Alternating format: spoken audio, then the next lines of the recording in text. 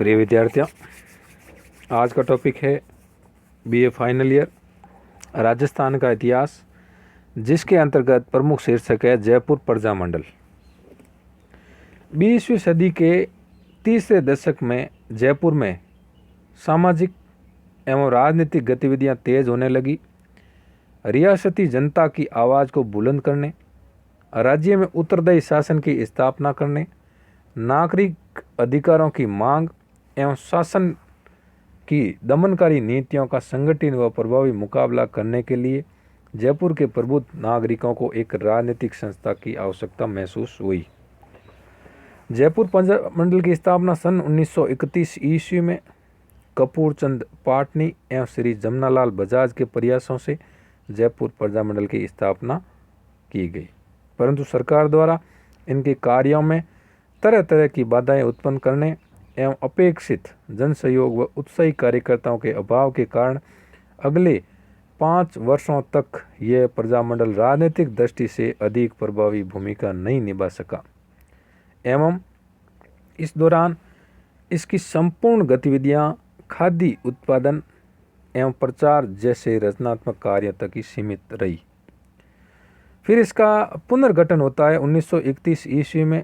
राजनीतिक क्षेत्र में अधिक प्रभावी भूमिका निभाने एवं जनता में राजनीतिक चेतना जागृत करने के उद्देश्य से 1937 में सेठ जमनालाल बजाज के प्रयासों से श्री हीरालाल शास्त्री के सहयोग से जयपुर राज्य प्रजा मंडल का पुनर्गठन किया गया। जयपुर के श्री चिरंजी लाल मिश्र को इनका अध्यक्ष एवं श्री हीरालाल शास्त्री जी को इनका मंत्री बनाया गया। श्री कपूरचंद पाटनी, हरिचंद्र वर्मा, चिरंजीलाल अग्रवाल आदि भी इसकी कार्यकारिणी के सदस्य थे। नवगठित प्रजा मंडल ने सन 1937 से कार्य प्रारंभ किया। श्री हीरालाल शास्त्री जी ने अपने जीवन कुटीर की सभी कार्यकर्ताओं को प्रजा मंडल के कार्य में नियोजित कर दिया, जिन्होंने गांव-गांव जाकर प्रजा मंडल का संदेश पहुंचाया। सन 1938 ईस्वी में श्री जमनालाल बजाज जयपुर प्रजा मंडल के अध्यक्ष निर्वाचित किए गए। उनकी अध्यक्षता में जयपुर में 8 व 9 मई सन 1938 को प्रजामंडल का विशाल अधिवेशन हुआ।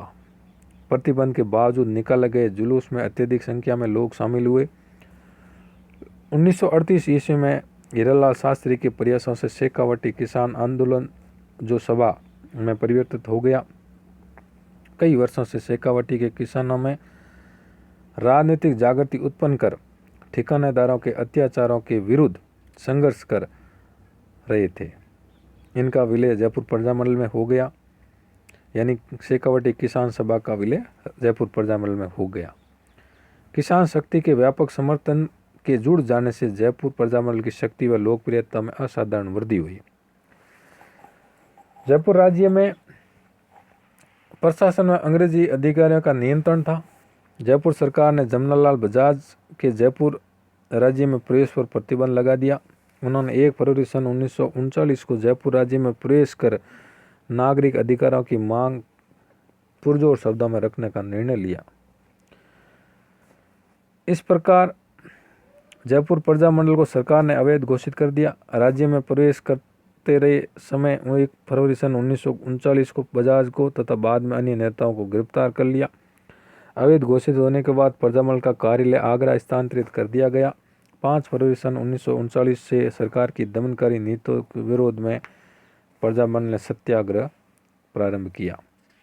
प्रमुख नेताओं की गिरफ्तारी के बाद सत्याग्रह आंदोलन का संचालन श्री बलवंत सांवलराम देशपांडे, गुलाब चंद कासनीवाल,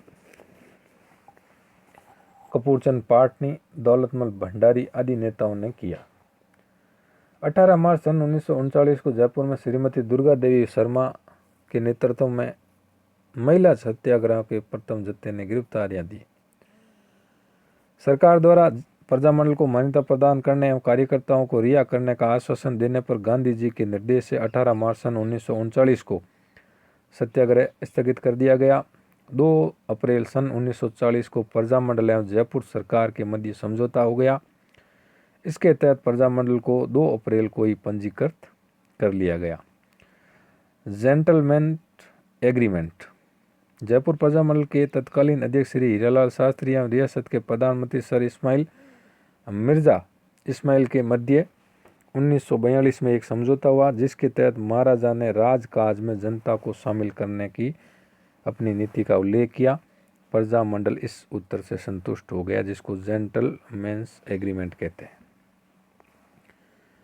भारत छोड़ो आंदोलन और जयपुर प्रजामंडल। हीरालाल शास्त्री या मिर्जा इस्माइल के मध्य 1942 में हुए समझौते से संतुष्ट होकर जयपुर प्रजामंडल के अध्यक्ष पंडित हीरालाल शास्त्री ने जयपुर प्रजामंडल को भारत छोड़ो आंदोलन से पूर्णतः अलग कर दिया, जो निष्क्रिय रहा। जयपुर प्रजामंडल का एक वर्ग भारत छोड़ो आंदोलन में सक्रिय भूमिका का निर्वाह करता रहा, जिसके बाबा हरिश्चंद्र, रामकरण जोशी, दौलतमल भंडारी आदि शामिल थे। उन्होंने 1942 में एक नए संगठन आज़ाद मोर्चे का गठन कर जयपुर में भारत छोड़ो आंदोलन का शुभारंभ किया। सरकार ने आज़ाद मोर्चे के लगभग सभी कार्यकर्ताओं को गिरफ्तार कर लिया। 26 अक्टूबर सन 1942 को जयपुर महाराजा ने संवैधानिक सुधारों हेतु एक समिति का गठन किया। 2 अप्रैल सन 1943 को समिति ने अपनी रिपोर्ट प्रस्तुत की, जिसमें जो मुख्य बातें तो इस प्रकार है: एक विधानसभा एवं एक प्रतिनिधि सभा की स्थापना करने एवं कार्यपालिका में कम से कम आधे मंत्री जनता द्वारा निर्वाचित विधानसभा में लेने की सिफारिश की गई। इस प्रकार 1 जून सन 1944 को संवैधानिक सुधारों की घोषणा के तहत जयपुर राज्य सरकार अधिनियम पास हुआ, जिसमें 1945 में विधानसभा एवं प्रतिनिधि सभा के निर्वाचन हेतु जयपुर प्रजामंडल को विशेष सफलता नहीं मिली। 1945 में पंडित जवाहरलाल नेहरू की प्रेरणा से आज़ाद मोर्चे का प्रजामंडल में विलय हो गया। मार्च 1946 में विधानसभा में टीकाराम पालीवाल द्वारा प्रस्तुत राज्य में उत्तरदायी शासन स्थापित करने का प्रस्ताव पास कर दिया। इसके बाद जयपुर प्रजामंडल के अध्यक्ष देवीशंकर तिवारी को राज्य मंत्रिमंडल में शामिल किया गया। इस प्रकार जयपुर राज्य राजस्थान का पहला राज्य बना जिसने अपनी मंत्रिमंडल में गैर सरकारी सदस्य नियुक्त किया। जयपुर प्रजामंडल ने जून 1948 में ऐसे नए संविधान की रचना करने का प्रस्ताव दिया जिसमें शासन तंत्र पूर्ण रूप से जनता के प्रति उत्तरदायी हो। 14 मई सन 1947 को राज्य का संशोधित विधान तैयार करने हेतु समिति का गठन किया गया। सरकार एवं प्रजामंडल के मध्य संवैधानिक सुधारों संबंधी एक समझौता हुआ एवं राज्य में उत्तरदायी शासन की स्थापना का निश्चय हुआ। 1 मार्च सन 1948 को जयपुर के प्रधानमंत्री वीटी कृष्णमाचारी ने संवैधानिक सुधारों की घोषणा की। घोषणा का सभी ने स्वागत किया। मंत्रिमंडल में एक दीवान यानी प्रधानमंत्री, एक मुख्य सचिव यानी मुख्यमंत्री एवं 5 सचिव यानी मंत्रीगण बनाए गए। सर वीटी कृष्णमाचारी को दीवान, हीरालाल शास्त्री को मुख्यमंत्री एवं देवीशंकर तिवारी, टीकाराम पालीवाल, दौलतमल भंडारी को प्रजामंडल की ओर से सचिव बनाया गया। 2 मंत्रीगण जागीरदारों से नियुक्त किए गए। वर्ध राजस्थान के निर्माण यानी 30 मार्च सन 1949 तक यही लोकप्रिय मंत्रिमंडल जयपुर में कार्य करता रहा। इस प्रकार अर्जुन लाल सेठी एवं जयपुर में राजनीतिक आंदोलन का आरंभ करने वाले आगे चलकर सेठ जमनालाल बजाज द्वारा रचनात्मक कार्य में परिवर्तन हो गया। अगर इसको हम सिंहावलोकन की तरह देखें तो 1921 में असहयोग आंदोलन से प्रभावित हो जयपुर राज्य में सेवा समितियों की स्थापना होना शुरू हो गया था और इसी का परिणाम था जमनालाल बजाज द्वारा 1927 में चरखा संघ की स्थापना, जो जयपुर प्रजामंडल की स्थापना 1931 से पहले एक बहुत ही प्रभावशाली राजनीतिक संगठन था। भारतीय राष्ट्रीय कांग्रेस के हरिपुरा प्रस्ताव के बाद जमनालाल बजाज की प्रेरणा व हीरालाल शास्त्री के सक्रिय सहयोग से जयपुर राज्य प्रजामंडल का जो पुनर्गठन हुआ उसका मूल उद्देश्य था प्रजामंडल में उत्तरदायी शासन की स्थापना करना।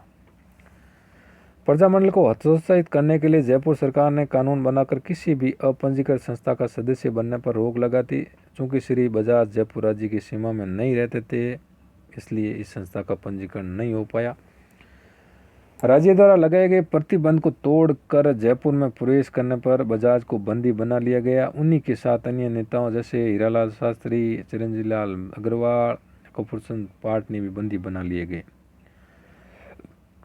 इस प्रकार जो मार्च 1947 में एक नया मंत्रिमंडल बना था उसमें 30 मार्च सन 1949 को वर्ध यानी राजस्थान का जो निर्माण हुआ था उसमें इस रियासत का विलय कर दिया गया और हमेशा हमेशा के लिए जयपुर जो प्रजामंडल था उसका विलय राजस्थान सरकार में कर दिया गया था। तो ये जो प्रजामंडल आंदोलन है, इनका जो मुख्य उद्देश्य है वो है तत्कालीन राजा की छत्रछाया में उत्तरदायी शासन की स्थापना। ये इनका मुख्य उद्देश्य था और कुछ हद तक ये जो उद्देश्य थे सफल हुए और अपनी जो ये नीति थी जनता में जो लोकप्रियता की, जनता के जो उदार भावना से कार्य करने की, वो अपने लक्ष्य को प्राप्त हुई थी। तो इस प्रकार जयपुर प्रजामंडल अपने कार्य में सफल हुआ था।